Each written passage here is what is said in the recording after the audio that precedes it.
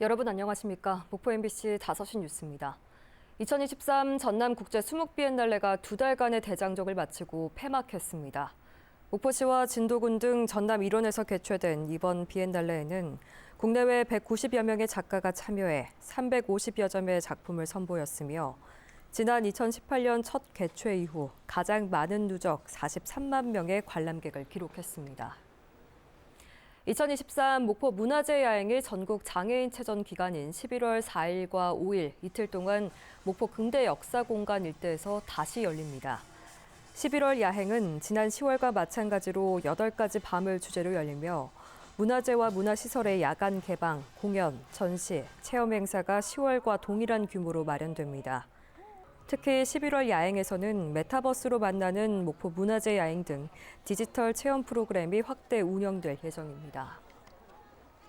더불어민주당 광주 전남 지역 국회의원들은 윤석열 정부와 국민의힘에 의한 한국에너지공대 정치 탄압을 규탄하고 흠집 내기식 정치 감사와 아니면 말고식의 폭로를 즉각 중단하라고 촉구했습니다.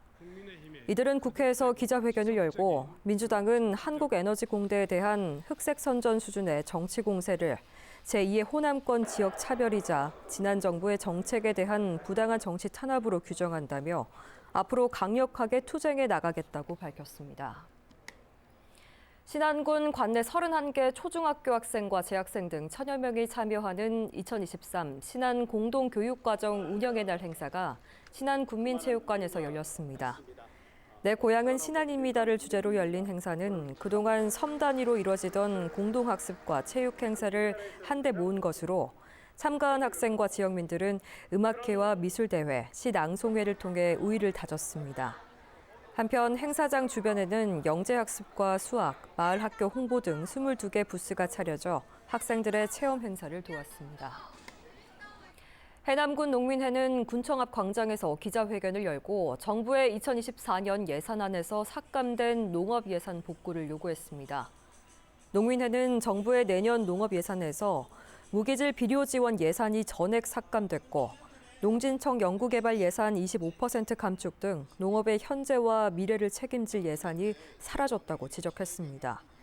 이들은 정부가 농민들의 주장을 받아들이지 않으면 현 정부 퇴진 투쟁을 진행하겠다고 강조했습니다. 전라남도는 갯벌의 지속 가능한 이용과 효율적인 보전 관리를 위한 종합 계획을 수립했습니다. 전라남도는 오는 2029년까지 4개 분야 29개 사업에 9,200억 원을 투입해서 갯벌 생태계 보건 사업 체계 구축과 갯벌 생태와 관광 활성화 등을 추진할 예정입니다. 전라남도 의회는 내일부터 12월 13일까지 제376회 제2차 정례회를 운영합니다. 이번 정례회에서는 섬 지역 주민을 위한 의료복지 대책 마련 촉구 건의안 등 4개와 각종 조례 개정안 등을 심사하고 전라남도와 전남교육청에 대한 행정사무 감사 등이 이어질 예정입니다. 2023 청정 완도 가을섬 여행에 4만여 명이 다녀갔습니다. 완도 가을섬 여행추진위원회는 특히 가을밤 치유 콘서트와 요트 투어, 완도읍 구개 등 일원을 겪는 80지 남파랑길 트레킹 등 새롭게 추진한 프로그램들이 방문객들로부터 호평을 얻었다고 밝혔습니다. 완도군은 섬 여행을 완도의 가을 대표 축제로 만들기 위해서 노력해 나가기로 했습니다. 뉴스를 마칩니다. 시청해주신 여러분 고맙습니다.